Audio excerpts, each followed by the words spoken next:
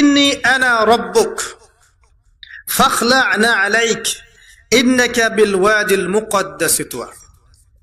এই আওয়াজটা আল্লাহ পাকের। কার আওয়াজ? সুবহানাল্লাহ। আল্লাহ পাক মূসা আলাইহিস সালামের সাথে কথা বলছেন এই জায়গায়। আল্লাহ পাক বলছেন, নিশ্চয়ই আমি তোমার রব, তোমার জুতা খুলে ফেলো, কারণ তুমি একটা পবিত্র উপত্যকায় আছো। চিন্তা করতে পারেন? ওয়া আনা ইখতারতুকা, এবং আমি তোমাকে বাছাই করেছি হে মূসা, ফাসতামি' লিমা ইউহা, তুমি খুব মনোযোগ দিয়ে শোনো, আমি তোমার কাছে যা ওহী করছি এটা মনোযোগ দিয়ে শোনো। ইন্নানি আনা আল্লাহ, নিশ্চয়ই আমি আল্লাহ। আল্লাহ বলছেন ইন্নানি আনা আল্লাহ, নিশ্চয়ই আমি আল্লাহ। লা ইলাহা ইল্লা আনা, আল্লাহ বলছেন আমি ছাড়া কোনো ইলাহ নেই। ফা'বুদনি, আমার ইবাদত করো। ওয়া আকিমিস সালাতা লিযিকরি, আমার স্মরণের জন্য সালাত কায়েম করো।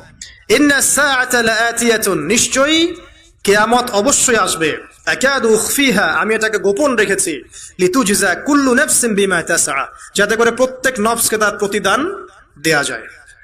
ফালা ইয়াসুদ্দান্নাকা আনহা মান লা ইউমিনু বিহা ওয়াত্তাবা'a হাওয়াহু ফাতারদা, যারা প্রবৃত্তির অনুসরণ করে তারা যেন তোমাকে এই বিষয়টার প্রতি ঈমান আনা থেকে দূরে রাখতে না পারে। আল্লাহ পাক এই পর্যন্ত বললেন। এরপর আল্লাহ বলছেন, ওয়ামা তিলকা বিয়ামিনিকা ইয়া মূসা, মূসা তোমার ডান হাতে এটা কি? মূসা আলাইহিস সালাম বলছেন যে ক্বালা হিয়া আসায়া, এটা আমার লাঠি। তার সাথে কি ছিল? একটা লাঠি।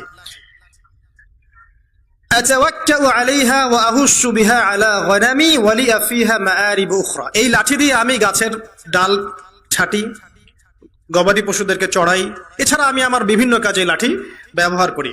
আল্লাহ পাক বলছেন, ক্বালা আলকিহা ইয়া মূসা, মূসা এটা নিক্ষেপ করো দেখি, হাত থেকে ছুঁড়ে মারো। মূসা আলাইহিস সালাম ছুঁড়ে মারলেন। ফাআলকাহা, তিনি ছুঁড়ে মারলেন। ফাইযা হিয়া হাইয়াতুন তাসআ, সাথে সাথে লাঠিটা ছোটাছুটি শুরু করলো সাপের মতো। অন্য সূরায় আছে এই দৃশ্য দেখার সাথে সাথে মূসা আলাইহিস সালাম উল্টা দিকে দৌড় দিয়েছিলেন। স্বাভাবিক, ভয় পাওয়া স্বাভাবিক। তো তখন আল্লাহ পাক বলেছিলেন যে তুমি ভয় পেও না, আমার কাছে নবীগণ ভয় পায় না। ঠিক আছে, অন্য সূরায় এগুলো আছে, আমি শর্ট করে বলছি। এরপরে আল্লাহ পাক বললেন, ক্বালা খুযহা ওয়া লা তাখাফ, তুমি এটাকে ধরো, এটাকে ভয় পেও না। সানুঈদুহা সিরাতাহাল উলা, তুমি ধরা মাত্রই সেটা আবার লাঠিতে রূপান্তরিত হবে। আরেকটা কাজ করো, ওয়াদমুম ইয়াদাকা ইলা জানাহিক, তোমার হাতটাকে বগলের নিচে নিয়ে যাও। তাখরুজ বাইদা মিন গায়রি সু, এটাকে বের করো, তারপর দেখবে এটা স্বচ্ছ আলো প্রদান করবে। সুবহানাল্লাহ। বগলের মধ্যে হাত নিয়ে আসো, হাতটাকে বের করো, দেখবে হাত থেকে স্বচ্ছ আলো বের হবে। এই দুইটা মুজিজা আল্লাহ পাক তাকে দিলেন। আয়াতান উখরা, এটা আরেকটা নিদর্শন। তো এখানে কি হলো? মূসা আলাইহিস সালাম নবুয়ত পেলেন। Shortcut key? মূসা আলাইহিস সালাম কি পেলেন? নবুয়ত পেলেন। নবুয়ত পাওয়ার সাথে সাথে আল্লাহ পাক তাকে দুটো মুজিজা দিলেন। একটা হচ্ছে লাঠি, আরেকটা কি? হাত বগল থেকে বের করলেই কি হবে? আলো বের হয়ে যাবে। এবার তার ডিউটি কি? আল্লাহ পাক ডিউটি দিচ্ছেন তাকে যে ইযহাব ইলা ফিরআউনা ইন্নাহু তাগা, এবার তোমার কাজ হচ্ছে তুমি ফিরআউনের কাছে যাবে, কারণ ফিরআউন সীমা লঙ্ঘন করেছে। তখন মূসা আলাইহিস সালাম বললেন, রব্বি ইশরাহ লি সাদরি, আল্লাহ আমার বক্ষটাকে প্রশস্ত করে দিন। মানে আমার তো সেখানে যাওয়ার সাহস হচ্ছে না, আমি তো সেখানে ওদের দৃষ্টিতে একজন খুনের আসামি, ওদের দৃষ্টিতে ওরা তো আমাকে পেলে হত্যা করে ফেলবে। আল্লাহ পাক বলছেন, কেল্লা, কখনো না, তারা তোমাকে হত্যা করতে পারবে না। তখন তিনি দোয়া করছেন, আল্লাহ আমার হৃদয়টাকে প্রশস্ত করে দিন, ওয়া ইয়াসসির লি আমরি, আমার কাজকে সহজ করে দিন। ওয়াহলুল উকদাতাম মিন লিসানি, আমার লিসান, আমার জিহ্বায় জড়তা আছে, আল্লাহ এটাকে দূর করে দিন। ইয়াফকাহু কওলি, যাতে মানুষ আমার কথা বুঝতে পারে। এই দোয়া করলেন, কবুল হয়ে গেল। এবং আরো দোয়া করলেন যে ওয়াজআলি ওয়াজিরাম মিন আহলি, আমার পরিবারের মধ্য থেকে একজন ওয়াজির দেন। ওয়াজির মানে সহায়ক, যেটা হচ্ছেন হারুন আলাইহিস সালাম, যাতে করে আমরা কি করতে পারি? বেশি বেশি আপনার জিকির করতে পারি এবং আমাদের কাজ সহজ হয়। আল্লাহ রাব্বুল আলামিন তার ভাই হারুন আলাইহিস সালাম কেউ নবুয়ত দান করলেন, দুজন মিলে। এখন আল্লাহ পাক বলেন, ইযহাবা ইলা ফিরআউন, তোমরা দুজন ফিরআউনের কাছে যাও, ইন্নাহু তাগা, সে সীমা লঙ্ঘন করেছে। তবে ফাকুলা লাহু কাওলান লাইয়িনা, তার সাথে নরম সুরে কথা বলো। লাআল্লাহু ইয়াতাযাক্কারু আও ইয়াখশা, হয়তোবা সে উপদেশ গ্রহণ করবে অথবা আল্লাহকে ভয় করতে পারে। তো ডিউটি দেয়া হলো যে তোমাদের কাজ এখন এটা, এবং তোমাদের ভয় পাওয়ার কোনো কারণ নাই, সে তোমাদের কোনো ক্ষতি করতে পারবে না। তার কাছে যাও, মুজিজা দেখাও, আল্লাহর দিকে দাওয়াত দাও, লা ইলাহা ইল্লাল্লাহ। যদি সে দাওয়াত কবুল করে আলহামদুলিল্লাহ, যদি না করে তাহলে আমি আল্লাহ তার জন্য যথেষ্ট। এবার শর্ট করে নিয়ে আসি, মূসা আলাইহিস সালাম সেখানে গেলেন, যার পরে ফিরআউনকে দাওয়াত দিলেন। তো ফিরআউন বলছে, ক্বালা ওয়া মার রাব্বুকুম ইয়া মূসা, কোন রবের কথা বলছো? অন্য আয়াতে সে বলেছিল যে আনা রাব্বুকুমুল আ'লা, আমি তোমাদের মহান রব। ঠিক আছে, তো মূসা আলাইহিস সালাম ব্যাখ্যা করলেন, আমি সেই রবের কথা বলছি যে রব আসমান সৃষ্টি করেছেন, জমিন সৃষ্টি করেছেন, যেভাবে তাওহীদের দাওয়াত দিতে হয় সব দিলেন। এরপরেও ফেরাউন সেটা গ্রহণ করলো না। তখন মুসা আলাইহিস সালাম বললেন, যদি আমি তোমাকে কোনো বড় নিদর্শন দেখাই তারপরেও কি বিশ্বাস করবে না? তখন ফেরাউন বলল যে দেখাও দেখি। তখন তিনি লাঠি ছুঁড়ে মারলেন, সাপ হয়ে গেল। এই দৃশ্য থেকে ফেরাউনের পরিবারের সবাই ভয় পেয়েছিল, কিন্তু পলিটিক্যাল স্বার্থে ফেরাউন বলেছিল যে সে একজন বড় জাদুকর, জনগণকে তো বোঝাতে হবে কিছু, নিজে ভয় পেলেও জনগণকে তো কিছু বোঝাতে হবে। সে জনগণকে বলছে আসলে সে একজন বড় জাদুকর, সে চাচ্ছে তোমাদের ন্যাশনের মধ্যে ফাটল সৃষ্টি করতে। তো এখন কি করা যাবে? পরামর্শ করা হলো, তার কাছের কিছু মানুষ থাকে না, তার মন্ত্রী পরিষদ যারা শয়তানিতে পিএইচডি করেছিল আর কি, তার ওকে পরামর্শ দিল যে একটা কাজ করা যাক, একটা বড় ময়দানে যাওয়া যাক, সেখানে আমরা বড় বড় জাদুকরদেরকে ডাকবো, এখানে একটা জাদুর ব্যাটল হবে, মোনাজারা হবে জাদুর। সব বড় বড় জাদুকরকে ডাকা হলো মিশরের। এবং বলে রাখি যে জাদুবিদ্যা কিন্তু সত্য, সুলাইমান আলাইহিস সালামের সময় থেকে এটা চলে আসছে। হারুত এবং মারুত ফেরেশতাকে কিন্তু এর মধ্য দিয়ে পরীক্ষা করা হয়েছে মানব জাতিকে। যাই হোক, তো জাদু থেকে বাঁচার জন্য কোরআন এবং সুন্নাহর যে দোয়া কালামগুলো আছে এগুলো নিয়মিত পড়বেন ইনশাআল্লাহ। আল্লাহ পাক আমাদেরকে হেফাজত করুন, আমিন। তো আমি শর্ট করছি। তো এবার জাদুকররা একদিকে, মুসা আলাইহিস সালাম একদিকে। তো মুসা আলাইহিস সালামকে তারা বলছে তুমি আগে ছুঁড়ে মারবে না আমরা ছুঁড়ে মারবো। মুসা আলাইহিস সালাম বলছে বালাল তোমরা ছুঁড়ে মারো। তখন তারা যখন তাদের লাঠিগুলো ছুঁড়ে মারলো, এগুলো সাপ হয়ে গেল। এটা কি চোখের ভেলকিবাজি ছিল? আল্লাহ পাক এই জাদুটাকে বলেছেন কোরআনে সিহরুন আযীম, বড় একটা জাদু করেছিল তারা। মানে তারা জাদুবিদ্যায় খুব পারদর্শী ছিল। এখন যেমন সায়েন্সের যুগ, তখন কিন্তু জাদুবিদ্যার যুগ ছিল, ঠিক আছে? তো মুসা আলাইহিস সালাম তারপর কিছুটা ভয় পেয়ে গেলেন। আল্লাহ পাক বলেন তুমি ভয় পেও না, বরং তোমার লাঠি ছুঁড়ে মারো, ইন্নাকা আনতাল আ'লা, তুমি বিজয়ী হবে ইনশাআল্লাহ তাআলা। এরপর মুসা আলাইহিস সালাম লাঠি ছুঁড়ে মারার সাথে সাথেই তার লাঠিটা যে সাপে রূপান্তরিত হলো, এই সাপটা বাকি সব সাপকে খেয়ে ফেললো। এই দৃশ্য দেখার সাথে সাথেই ওই জাদুকর যারা ছিল, সবচেয়ে বড় বড় জাদুকর, একটা সমাজে সবচেয়ে বড় বড় জাদুকর, সাথে সাথে মুসলিম হয়ে গেল।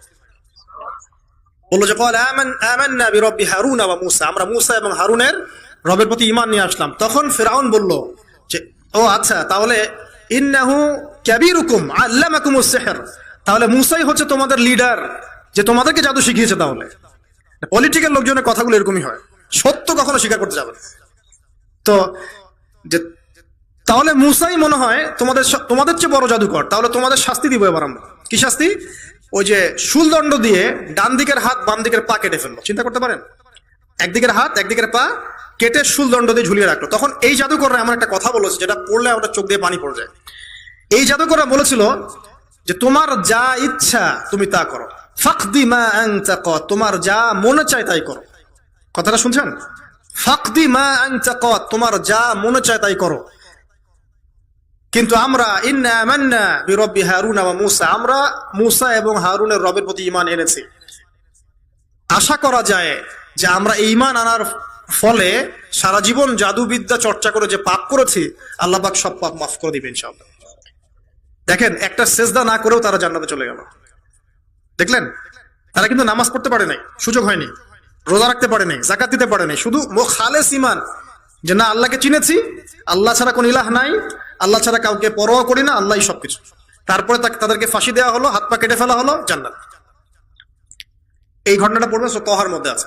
যাই হোক, এখন এভাবে যখন মুসা আলাইহিস সালামকে পরাজিত করতে পারলো না, মুসা আলাইহিস সালাম তাদেরকে সময় দিলেন, তওবা করে ফিরে আসো, আল্লাহ পাক মাফ করে দিবেন। কিন্তু ফেরাউন এবং তার দলবল এগুলো সহ্য করলো না, বরং ফেরাউন টিটকারি করছিল, এই হামান তুমি আছো? হামান বলছে হ্যাঁ আছি, আমার জন্য একটা বড় প্রাসাদ নির্মাণ করো, ইট পোড়াও, আমার জন্য উঁচু প্রাসাদ তৈরি করো, যাতে আমি উকি মেরে দেখতে পারি মুসার রব কোথায় আছে। কথা বুঝতে পারছেন? আমার কাছে মনে হয় হয়তোবা, আল্লাহু আ'লাম, হয়তোবা এই আয়াতটা মিশরের পিরামিডের দিকে ইঙ্গিত করছে, হয়তোবা, আমি জানি না সঠিক, আমি মানে 100% নিশ্চিত ভাবে বলতে পারবো না, কিন্তু আমার কাছে মনে হয় হয়তোবা এটা সেই সময়কারই ঘটনা যে হামান ইট পোড়াতে থাকো, ইট এবং পাথর পোড়াও, উঁচু উঁচু উঁচু একদম সর্বোচ্চ কিছু তৈরি করো, প্রাসাদ তৈরি করো, যাতে করে আমি তার উপরে উঠে মুসার ইলাহকে দেখতে পারি। এটা কার কথা ছিল? ফেরাউনের। এটা করাও হয়েছে। এরপরে 9টা আযাব আল্লাহ পাক দিয়েছেন। কয়টা? 9টা। একবার সতর্ক করা হয়, যদি না শোনে আল্লাহ পাক আযাব দিলেন, রক্তের সমস্ত পানি রক্ত হয়ে গেল। এবার ফেরাউন এবং তার লোকজন এসে বলে আমরা তওবা করব, মুসা তুমি দোয়া করো আল্লাহর কাছে, আল্লাহ যেন সরিয়ে দেয়। মুসা আলাইহিস সালাম দোয়া করেন, আযাব সরে যায়, তারা আবার নাফরমানি শুরু করে। কথা বুঝতে পারছেন? তারপরে আযাব আসলো ব্যাঙের, সবখানে ব্যাঙ, ব্যাংক দিয়ে ভর্তি। তারপরে আবার তওবা করার প্রত্যয় ব্যক্ত করলো, তওবা করলো না, আবার আযাব। এরপরে আযাব উকুনের, কিসের? উকুন। এভাবে একটা একটা করে আসতে থাকলো। এবার প্লেগ, তারপর ফড়িং। প্লেগ এমন ভাবে এসেছিল যে একদিনেই 70,000 মানুষ মারা গেছে। এভাবে 9টা আযাব আল্লাহ পাক দিলেন, কিন্তু ফেরাউন কিছুতেই ঈমান আনলো না। এবার সবশেষ পালা।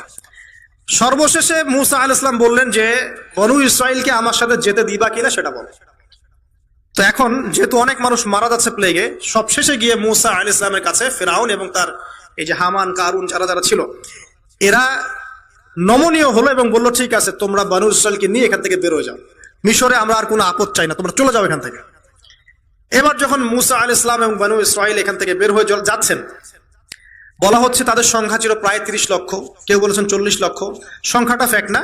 বনু ইসরাইলের একটা বড় কম ছিল, 10 থেকে 20% মানুষ মিশরের বনু ইসরাইল ছিল। তারা এখন বের হয়ে যাচ্ছেন রাতের অন্ধকার শেষ হয়ে ফজরের সময়। ফেরাউনের মাথায় আবার শয়তানি চাপলো। সে বলল, না, এদেরকে যেতে দেওয়া যাবে না, যদি চলে যায় ওখানে গিয়ে যদি বিদ্রোহ করে আমাদের উপর হামলা করে, কি করণীয়? ফুল ফোর্স নিয়ে, তার যত সেনাবাহিনী ছিল সমস্ত সেনাবাহিনী নিয়ে ফেরাউন মূসা আলাইহিস সালাম এবং তার কওমকে ধাওয়া করা শুরু করলো পিছন থেকে। এবার মূসা আলাইহিস সালাম যাচ্ছেন, তার কওমকে সাথে নিয়ে সামনে পড়ে গেল লোহিত সাগর। কোন সাগর? লোহিত সাগর। আর পিছনে ফেরাউনের বাহিনী। এরকম একটা অবস্থায় মূসা আলাইহিস সালামের কওমের কিছু মানুষ বলেছিল, ইন্না লামুদরাকুন, হে মূসা, আমরা তো ধরা পড়ে গেলাম, আমরা তখন যেতে পারবো না, সামনে সাগর, পিছনে ফেরাউন। এই সময় মূসা আলাইহিস সালাম একটা কথা বলেছিলেন, এই কথাটা যে বলতে পারবে বিপদের সময়, আল্লাহ পাক তার সাথে থাকবেন ইনশাআল্লাহ। মূসা আলাইহিস সালাম বলেছেন কাল্লা। ওইরকম একটা অবস্থা তিনি বলছেন কাল্লা, কখনো নয়। ইন্না রাব্বি মাইয়া সায়াহদিন, আমার রব আমার সাথে আছেন, তিনি আমাকে পথ দেখাবেন। কথা বুঝতে পারছেন? বাস আল্লাহ পাকের সাহায্য নেমে আসলো। তিনি বললেন, লাঠি ছুঁড়ে মারো। লাঠি ছুঁড়ে মারার সাথে সাথেই একটা দুইটা না, 12টা রাস্তা হয়ে গেল, পানি ভেদ করে, সাগর ভেদ করে। আর এই 12টা রাস্তা দিয়ে, এটা কোনো গাল গল্প নয়, 12টা রাস্তা দিয়ে বনু ইসরাইলের 12টা দল চলে গেল, পার হয়ে গেল। আর ফেরাউন এটা অবাক হয়ে দেখছে। এক পর্যায়ে সেও সিদ্ধান্ত নিল যে আমিও আমার ফোর্স নিয়ে ধাওয়া করব। এই যে সে নামলো লোহিত সাগরের, সাথে সাথে পানি আবার আগের জায়গায়।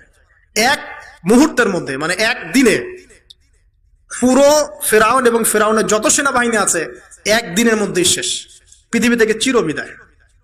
আল্লাহ পাক এত চমৎকার করে কথাটা বলেছেন, কাম তারাকু মিন জান্নাতি ওয়া উয়ুন, তারা কতই না বড় বড় জান্নাত মানে বাগান এবং প্রশ্রবণ পার হয়ে চলে গেল। কুনুজি ওয়া মাকামিন কারীম, কত সুন্দর সুন্দর জায়গা তারা ছেড়ে দিয়ে চলে গেল। এবং তারা ধাওয়া করতে লাগলো ফেরাউন মূসার বাহিনীকে। যখন তারা ডুবে গেল, ফামা বাকাত আলাইহিমুস সামাউ ওয়াল আরদ, তাদের জন্য আসমান এবং জমিনের কোন সৃষ্টি এক ফোঁটা চোখের পানিও ফেলে নাই। এটা আপনি সূরা দুখানের মধ্যে পাবেন, আরো বিস্তারিত আছে। তো এই যে ঘটনাটা ঘটেছে, এই ঘটনাটা ঘটেছে মুহররম মাসের 10 তারিখে। কয় তারিখে? এই হচ্ছে সেই ঘটনা যার স্মরণে আমরা মুহররম মাসের 10 তারিখে সওম রাখি। কথা কি বুঝতে পারছেন? এটাই সেই ঘটনা, যেই ঘটনার ফলশ্রুতিতে এটাকে স্মরণীয় করে রাখতে আল্লাহ পাক কিয়ামত পর্যন্ত এই আশুরার সওমটাকে রেখে দিয়েছেন। ইসলাম আসার পূর্বে, মানে নবী সাল্লাল্লাহু আলাইহি ওয়াসাল্লামের শরীয়ত আসার পূর্বেও আগের জাতিরাও এটাকে রেখেছিল। নবী সাল্লাল্লাহু আলাইহি ওয়াসাল্লাম এই সওমটাকে রেখেছেন, মুহররম মাসের এই 10 তারিখের সওমটা। এবং তিনি বলেছেন যে আমি আশা করি এই সওম রাখার ফলে 1 বছরের গুনাহ আল্লাহ পাক মাফ করে দিবেন। এবং একজন সাহাবী এসে জিজ্ঞাসা করছিলেন যে কোন মাসের রোজা রমাজান মাসের পরে সর্বোত্তম। নবী সাল্লাল্লাহু আলাইহি ওয়াসাল্লাম বলছেন রমাজান মাসের পর সর্বোত্তম সওম হচ্ছে মুহররম মাসের সওম। 3-4টা বিষয় নবী সাল্লাল্লাহু আলাইহি ওয়াসাল্লাম কখনো ছাড়তেন না। ফজরের আগে 2 রাকাত সুন্নাত, মাসের 3 দিন রোজা রাখা, আইয়ামে তাশরিকের, আইয়ামে বীজের, তারপরে আপনার আরাফার সওম, এবং এই যে মুহররম মাসের সওম। এই সওমগুলো নবী সাল্লাল্লাহু আলাইহি ওয়াসাল্লাম কখনো ছাড়তেন না।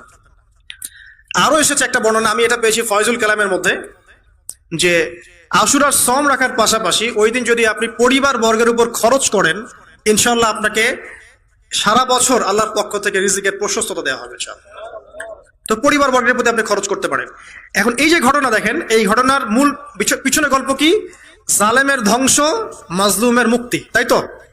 জালেমের ধ্বংস, মাজলুমের মুক্তি, এটাকে স্মরণীয় করে রাখার জন্য আল্লাহ রাব্বুল আলামিন এই আশুরার সওমটাকে রেখেছেন।